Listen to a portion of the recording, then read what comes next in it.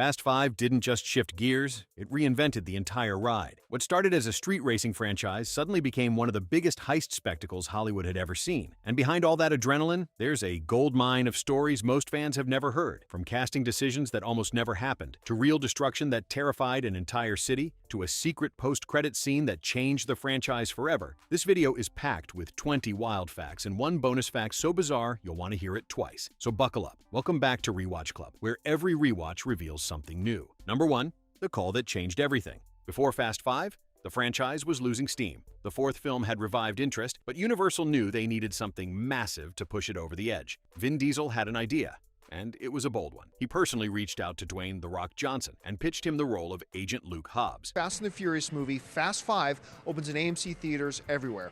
Now recently, Dwayne Johnson, also known as The Rock, Johnson wasn't just cast through a regular audition process. Diesel saw him as the only actor on the planet who could physically and dramatically match Dom Toretto on screen. Johnson agreed almost immediately. That single phone call didn't just change Fast 5, it reshaped the entire future of the franchise. Two of the biggest action stars on Earth were about to share the screen for the very first time, and audiences had no idea what was coming. Number 2. Rio without Rio. Here's something that surprises almost everyone. The majority of Fast 5 was not actually filmed in Rio de Janeiro. We are finally on Fast 5. We've made it. I hear this one rocks. I'm super excited. While the production did send a small crew to capture aerial shots and exterior footage in Brazil, the bulk of the movie was shot in Puerto Rico. The old streets of San Juan and surrounding areas doubled for Rio's iconic favelas and cityscapes. Permit issues, safety concerns, and logistical challenges in Brazil made it nearly impossible to shoot large-scale action sequences there. Production designer Peter Wenham and his team built and dressed entire neighborhoods in Puerto Rico to replicate Rio's look. The illusion was so convincing that most viewers, and even some critics, assumed the entire film was shot on location in Brazil. It remains one of the most impressive location swaps in modern action cinema.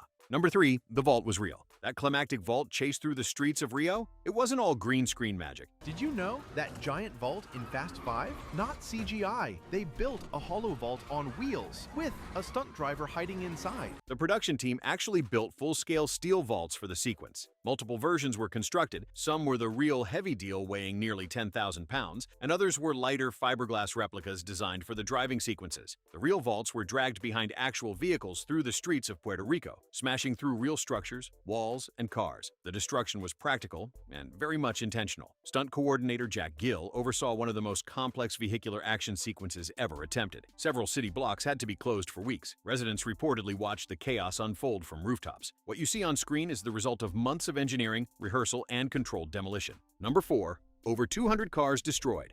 Fast 5 holds a staggering record within the franchise. The production destroyed over 200 cars during filming. From the opening train heist to the vault chase finale, vehicles were wrecked, flipped, crushed, and obliterated in nearly every major sequence. The production team sourced cars from all over Puerto Rico, many of them older models that were already destined for scrapyards. Still, the sheer volume of destruction required careful logistical planning. Stunt teams had to choreograph each crash down to the inch to keep actors and crew safe. Some of the hero cars, the ones featured prominently on screen, were built in multiples, with up to 5 identical versions of the same vehicle on standby in case one was destroyed during a take. It was organized chaos at an industrial scale. Number 5. The Ocean's 11 of action movies. Director Justin Lin had a very specific vision for Fast 5, and it wasn't another street racing movie. He wanted to make a heist film, one that would feel like Ocean's 11, but with muscle cars and raw physicality. Lin pitched the idea to Universal early in development. Justin, Lin, OMG, how many cars have you wrecked in your entire life?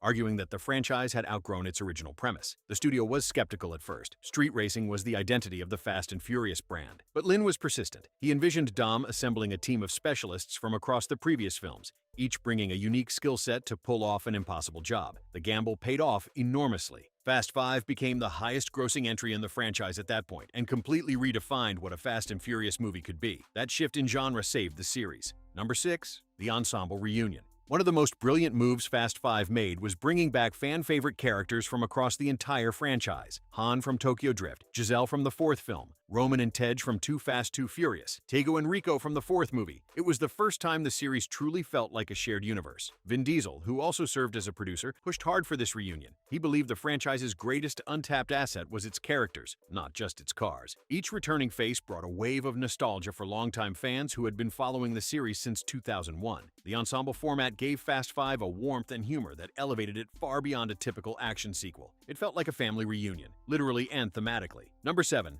The Rock's massive transformation. Dwayne Johnson didn't just show up to Fast 5. He showed up bigger than he had ever been on screen. Johnson reportedly adjusted his training regimen specifically for the role of Hobbs, putting on additional muscle mass to ensure he looked physically imposing next to Vin Diesel. In interviews, Johnson mentioned eating up to 7 meals a day and training twice daily during preparation. His goal was clear. Hobbs had to look like the one man on Earth who could genuinely go toe-to-toe with Dominic Toretto. The result was one of the most physically intimidating characters in franchise history. That first appearance of Hobbs, stepping out of an armored vehicle, arms glistening, jaw clenched, instantly told the audience everything they needed to know. This was not a man who came to negotiate. Number 8. Dom vs. Hobbs, the fight that shook the set. The fight scene between Vin Diesel and Dwayne Johnson is one of the most iconic moments in the entire franchise. Took me a while to find that tracking chip, but not as long as I flip the receiver.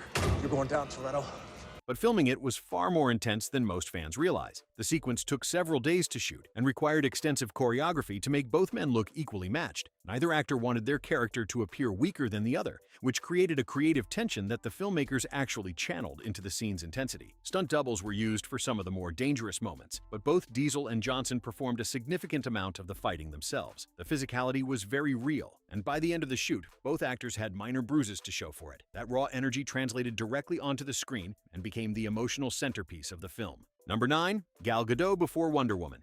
Years before she became the most famous superhero in the DC universe, Gal Gadot was Giselle Yashar, the sleek, sharpshooting weapons expert of Dom's crew. Fast 5 was only her second appearance in the franchise, and at the time, she was still relatively unknown outside of Israel. Gadot performed many of her own stunts during production, impressing the crew with her physicality and dedication. In later interviews, she credited the Fast and Furious films with giving her the confidence and action training that eventually helped her land the role of Wonder Woman. It's surreal to watch Fast 5 now and realize that the woman casually handling firearms and leaping between rooftops would go on to become one of the biggest movie stars on the planet. The franchise was her launchpad. Number 10. The train heist opening. The opening train heist sequence is one of the most thrilling action scenes in franchise history, and it was one of the hardest to pull off. The sequence combined real desert locations, practical vehicle stunts, and heavy CGI enhancement. Real cars were driven alongside and onto a moving flatbed that simulated the train's speed. The moment where Dom and Brian leap from the train into the river below was achieved through a combination of wirework, green screen, and stunt doubles performing actual jumps from height. Director Justin Lin wanted the sequence to feel dangerous and unpredictable. He insisted on shooting as much in camera as possible. The result was a cold open that immediately told audiences, this is not the Fast and Furious you remember. This is something bigger. And by the way, stick around for the bonus fact later. It connects to a detail from this very scene that almost nobody caught. Number 11. The timeline trick. Here's a detail that confuses fans to this day. The Fast and Furious timeline is famously non-linear, and Fast 5 plays a crucial role in that puzzle. Even though Tokyo Drift was the third film released, its events actually take place after Fast 5 and Fast 6 in the franchise's internal timeline. That's why Han, who seemingly died in Tokyo Drift, is alive and well in Fast 5. Director Justin Lin deliberately structured the timeline this way to keep Han in the story longer. Sung Kang, who plays Han, was a personal favorite of Lin's, and the director refused to let the character go. This creative decision gave fans years of additional Han content and turned what seemed like a continuity error into one of the franchise's most clever narrative maneuvers.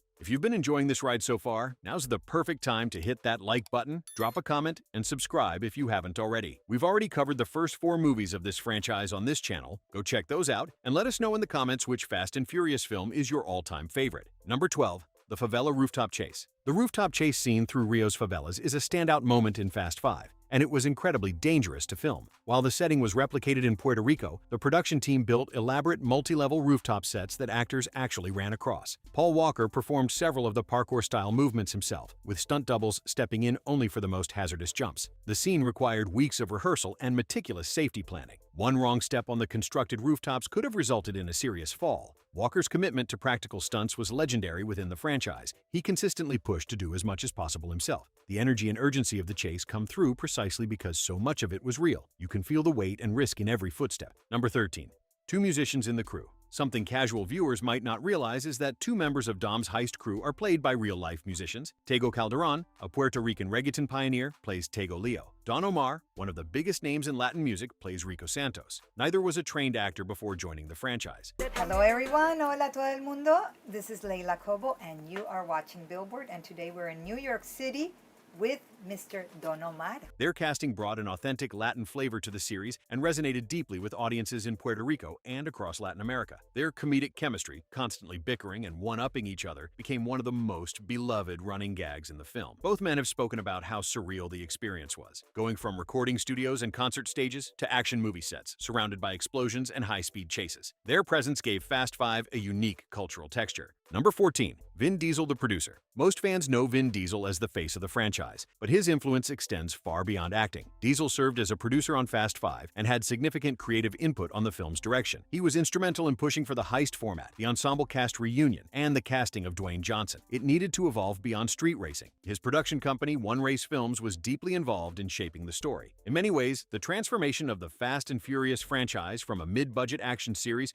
into a global billion-dollar property is a reflection of Diesel's vision and persistence. He fought for this franchise when studios were ready to let it fade. Fast Five was the proof that his instincts were right. Number 15. The sweat factor. If you've ever noticed that every character in Fast Five seems to be perpetually glistening, there's a reason for that. And it's not just the Rio heat. Filming in Puerto Rico during the summer meant temperatures regularly exceeded 100 degrees on set. The heat was so intense that makeup and wardrobe teams were constantly on standby to manage how much the actors were sweating. Rather than fighting it, the filmmakers leaned into it. The sweat became part of the film's visual identity. It made everything feel more real, more physical, more urgent. Cinematographer Stephen F. Winden used the natural sheen on actors' skin to enhance the gritty, lived-in aesthetic of the film. What could have been a production headache was turned into a visual signature that perfectly matched the movie's raw, high-stakes tone. Number 16, the post-credits scene that changed everything. Stay through the credits of Fast Five, and you'll witness one of the most important 30 seconds in franchise history. In the scene, Monica Fuentes, played by Eva Mendes, reprising her role from Too Fast, Too Furious, hands Agent Hobbs a classified file. The file reveals that Letty Ortiz, Dom's love interest, played by Michelle Rodriguez, is still alive. This was a massive revelation. Letty had seemingly been killed off in the fourth film, and fans had mourned her loss. That brief post-credits moment set up the entire plot of Fast and Furious 6, and fundamentally changed the franchise's trajectory. It proved that in this universe, death was never truly the end, a theme the series would lean into heavily in the years to come. Number 17.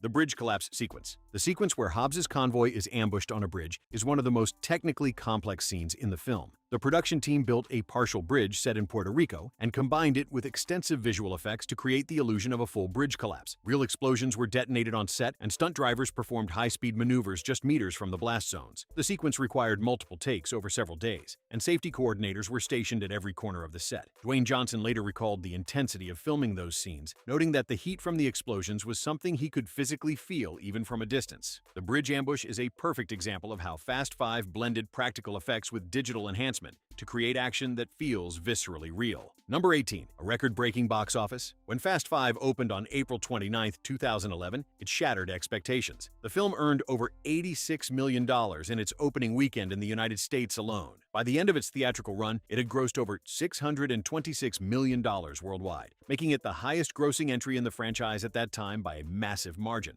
Critics were equally surprised. The film holds a 77% approval rating on Rotten Tomatoes, a dramatic improvement over earlier entries. Audiences and reviewers alike praised the shift in genre, the ensemble cast, and the sheer scale of the action. Fast Five proved that a franchise once dismissed as disposable popcorn entertainment could evolve into a legitimate global blockbuster event. The box office numbers spoke louder than any critic ever could. Number 19.